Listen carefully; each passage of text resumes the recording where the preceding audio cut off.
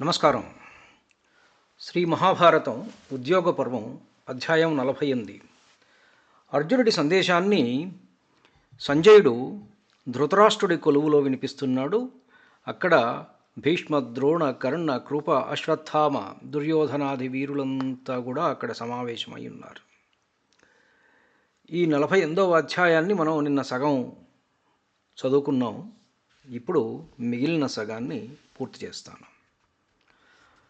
అర్జునుడు ఇలా అంటున్నాడు: ఒకరోజు ఉదయం నేను జపం ముగించి సంధ్యావందనం పూర్తి అయ్యాక ఒక విప్రుడు వచ్చి మనోహరంగా ఇలా అన్నాడు: సవ్యసాచి, కష్టమైన కార్యం ఒకటి నీవు చెయ్యాలి. శత్రువులతో యుద్ధం చెయ్యాలి. ఉచ్చైశ్రవాన్ని ఎక్కి వజ్రంతో శత్రు సంహారం చేస్తూ ఇంద్రుడు నీ ముందు నడుస్తాడు.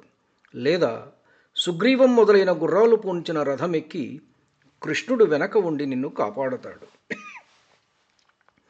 వజ్రహస్తుడైన ఇంద్రుణ్ణి వదిలి నేను ఈ యుద్ధంలో కృష్ణుడి సహాయం కోరుకున్నాను. ఈ దొంగలను చంపడానికి కృష్ణుడు నాకు సహాయంగా లభించాడు. ఇది అంతా నాకు దైవ విహితమని భావిస్తున్నాను.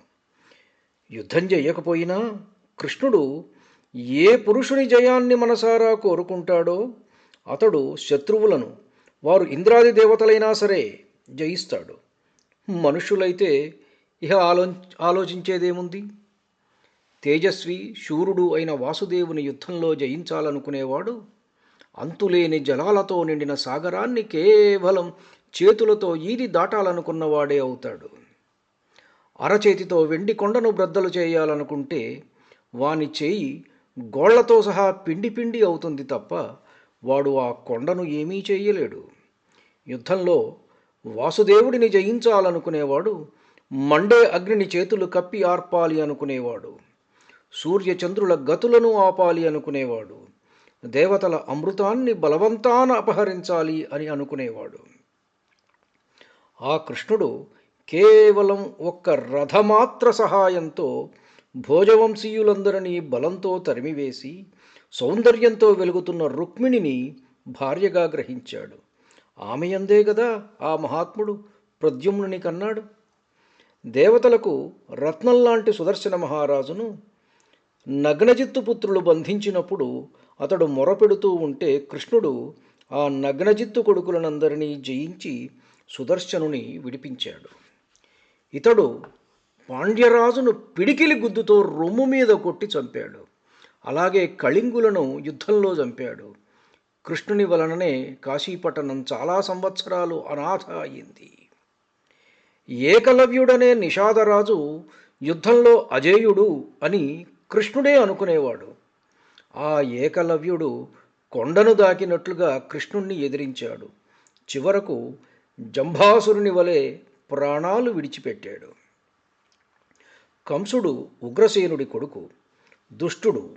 అతడు వృష్ణి అంధక వంశస్థుల సభలో ఉండగా బలరామునితో కలిసి వెళ్ళి కృష్ణుడు కంసుడిని చంపి రాజ్యం ఉగ్రసేనుడికిచ్చాడు.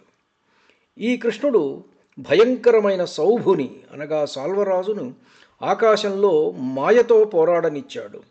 పట్టణద్వారం దగ్గర అతడు ప్రయోగించిన శతఘ్నిని బంతిలాగా చేతులతో పట్టుకున్నాడు. ఏ మానవుడు ఇక అతనిని సహించగలడు? ప్రాగ్జ్యోతిషం అసురుల దుర్గపురం. ఎవరికీ అది వశం కాదు. దాని రాజు నరకుడు, భూమి కుమారుడు, బలశాలి. అదితి మణికుండలాలు 2 అతడు అపహరించాడు. మృత్యువుకు కూడా జంకని ఇంద్రునితో సహా దేవతలంతా కలిసి వాడిని జయించలేకపోయారు. కృష్ణుడి బలం పరాక్రమం తెలిసి దేవతలు ఆ దొంగను వధించమని ఏర్పరచారు. దుష్కర కృత్యాలు కూడా సిద్ధింపజేసుకోగల శక్తితో వారికి కృష్ణుడు మాట ఇచ్చాడు. నిర్మోచనము అనే నగరం దగ్గర 6000 మందిని చంపి చురకత్తులు కట్టిన పాశాలను ఒక్క దెబ్బతో ఛేదించి మురాసురుని, ఓఘాసురుని చంపి కృష్ణుడు నిర్మోచన నగరం ప్రవేశించాడు. అక్కడే మహాబలుడైన నరకునితో అతిబలుడైన కృష్ణునికి యుద్ధం జరిగింది. పెద్దగాలి దెబ్బకు పడిపోయిన కొండగోగు పువ్వులాగా కృష్ణుడి దెబ్బకు నరకుడు క్రిందపడి ప్రాణాలు విడిచాడు. అలా నరకుని, మురుని చంపి మణికుండలాలు తీసుకొని కీర్తి సంపదలు సంపాదించి సాటిలేని మహిమతో కృష్ణుడు తిరిగి వచ్చాడు. యుద్ధంలో అతడు చేసిన భయంకర కృత్యం చూసి దేవతలు, యుద్ధం చేసే నీకు శ్రమ లేకుండుగాక, ఆకాశంలోనూ నీటిలోనూ నీవు ప్రవేశించుదువుగాక, నీ శరీరంలో బాణాలు గుచ్చుకొనకుండునుగాక అంటూ వరాలిచ్చారు. దానితో కృష్ణుడు చరితార్థుడయ్యాడు. మహాబలుడు, అప్రమేయుడు అయిన వాసుదేవునిలో ఎప్పుడూ సద్గుణ సంపద అవిచ్ఛిన్నంగా ఉంటుంది. అంత భరింపరాని పరాక్రమం గల కృష్ణుని కూడా ఈ దుర్యోధనుడు జయించాలనుకుంటున్నాడు. దురాత్ముడైన దుర్యోధనుడు సదా ఇదే ఆలోచిస్తాడు. దీన్ని కూడా కృష్ణుడు మమ్మల్ని చూసి సహిస్తున్నాడు. నాకు కృష్ణుడికి కలహం వచ్చేసినట్లే భావిస్తూ ఉంటాడు దుర్యోధనుడు. కృష్ణుడికి పాండవుల మీద ఉన్న మమకారం ఆ కలహంతో పోతుందని అనుకుంటాడు. అదేమిటో ఆ కురుక్షేత్ర యుద్ధంలో తెలుస్తుంది పాపం.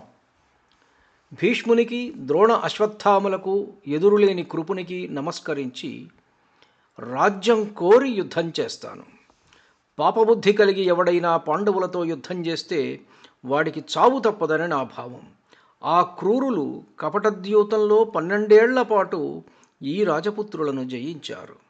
అడవుల్లో చాలా కాలం కష్టాల పాలయ్యాము. 1 సంవత్సరం అజ్ఞాతవాసము చేశాము.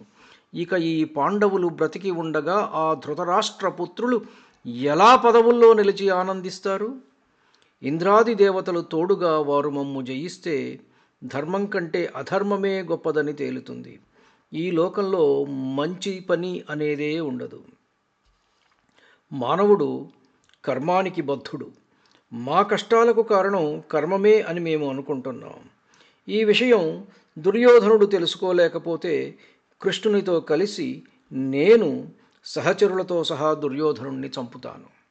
రాజా, ఇప్పటి కర్మ నిష్ఫలం కాకపోయినా, పూర్వం చేసిన కర్మ నిష్ఫలం కాకపోయినా, ఇప్పటి కర్మలు పూర్వపు కర్మలు సమీక్షించి చూస్తే దుర్యోధనునికి పరాజయమే మంచిది. కౌరవులారా, ప్రత్యక్షంగా చెబుతున్నాను, ధృతరాష్ట్ర పుత్రులు యుద్ధం చేస్తే మిగలరు. యుద్ధం కాకపోతే మిగిలితే మిగలవచ్చు, అంతేకాని యుద్ధంలో మాత్రం మిగలరు. నేనైతే కర్ణుడితో సహా ధార్తరాష్ట్రులనందరినీ చంపి రాజ్యం పూర్తిగా జయిస్తాను. మీ వైభవాలకు తగినట్లు చేయవలసిన పనులు చేసుకోండి. ప్రియ భార్యలతో ఇప్పుడే భోగించండి. అంతేకాదు, మాకు వృద్ధులు, పండితులు, సత్ప్రవర్తనులు, సద్వంశజులు, సంవత్సరాలు లెక్కగట్టగలవారు, జ్యోతిష్శాస్త్రం ఎరిగినవారు, నక్షత్రాల కలయికల ఫలితాలు చెప్పగల పంచాంగకర్తలు అయిన బ్రాహ్మణులున్నారు. వారు రహస్యమైన దైవనిశ్చయమైన ఔన్నత్య పతనాలు చెబుతున్నారు. దివ్య ప్రశ్నలు, మృగచక్రాలు, ముహూర్తాలు, వీటన్నింటినీ బట్టి కౌరవులకు, సృంజయులకు పెద్ద వినాశం దాపురించిందని, పాండవులకు జయం కలుగుతుందని చెబుతున్నారు. మృగచక్రాలంటే శైవాగమాల్లో ప్రసిద్ధమైన సర్వతోభద్రం మొదలైనటువంటి చక్రాలు, శుభాశుభ సూచన చేసే మృగ సమూహాలు. శత్రు సంహారం కోసం అజాతశత్రువు ఏర్పాట్లు చేసుకొని సంసిద్ధుడు కాకముందే వృష్ణివీరుడై దివ్యదృష్టి గల జనార్దనుడు జయాన్ని నిస్సందేహంగా చూస్తున్నాడు. నేను కూడా అలాగే వికాసబుద్ధితో భవిష్యత్తును చూస్తున్నాను. నా దృష్టి ఏమాత్రమూ చెలించటం లేదు. యుద్ధం చేస్తే ధార్తరాష్ట్రులు ఇక లేరు. పట్టుకోకుండానే గాంధీవం గంతులు వేస్తోంది. మీటకుండానే నారి కంపిస్తున్నది. నా అమ్ముల పొదిలో నుంచి బాణాలు పైకి వచ్చి మాటిమాటికి ముందుకు దూకుతున్నాయి. పాము కుబుసాన్ని వదిలినట్లు ప్రేరణ లేకుండానే నా కత్తి వరలో నుంచి బయటకు వస్తోంది. ధ్వజం మీద, కిరీటి, నీ రథం ఎప్పుడు సన్నద్ధం చేస్తున్నావు అనే రౌద్ర వాక్కులు వినపడుతున్నాయి. రాత్రిపూట నక్కల మూకలు అరుస్తున్నాయి. ఆకాశం నుండి పిశాచాలు నేల కొరుకుతున్నాయి. మృగాలు, నక్కలు, నెమళ్ళు, కాకులు, గ్రద్దలు, కొంగలు, శివంగులు అరుస్తున్నాయి. తెల్లని గుర్రాలు గట్టిన నా రథం చూసి బంగారు రెక్కల పక్షులు వెంటబడుతున్నాయి. నేను ఒక్కడినే అందరు రాజులను, యోధులను మృత్యులోకానికి పంపుతాను. వేరువేరు మార్గాలలో వెళ్ళే స్థూణాకర్ణం, పాశుపతం, బ్రహ్మాస్త్రం ఇంద్రుడిచ్చిన ఐంద్రాస్త్రం మొదలైన అస్త్రాలు గ్రహించి వేసవిలో అడవిని అగ్ని దహించి వేసినట్లుగా బాణాలు ప్రయోగిస్తూ వారి చావు కోసం నిలిచి ఎవరినీ మిగలనివ్వను. సంజయ, అలా అందరూ చచ్చాకనే నాకు శాంతి. ఇది నా స్థిర నిశ్చయం. వారికి చెప్పు. ఇంద్రాది దేవతలు ఎదురైనా సరే ఎవరు జయిస్తారో వారితో మూర్ఖంగా కలహం కోరుతున్నాడు దుర్యోధనుడు. వాని మోహం ఎంతటితో చూడు సంజయ. వృద్ధుడైన భీష్ముడు, కృపుడు, ద్రోణుడు, అశ్వత్థామ, ధీశాలి విదురుడు వీరంతా ఏమంటారో అదే అగుగాక. కురువంశస్థులంతా ఆయుష్మంతులగుదురుగాక. ఇది శ్రీ మహాభారతమున ఉద్యోగ పర్వమున యానసంధి పర్వము అను ఉపపర్వమున అర్జున వాక్య నివేదనము అనేటువంటి 48వ అధ్యాయము. ధన్యుణ్ణి. నమస్కారం. మీ ఊటుకూరు జానకి రామారావు.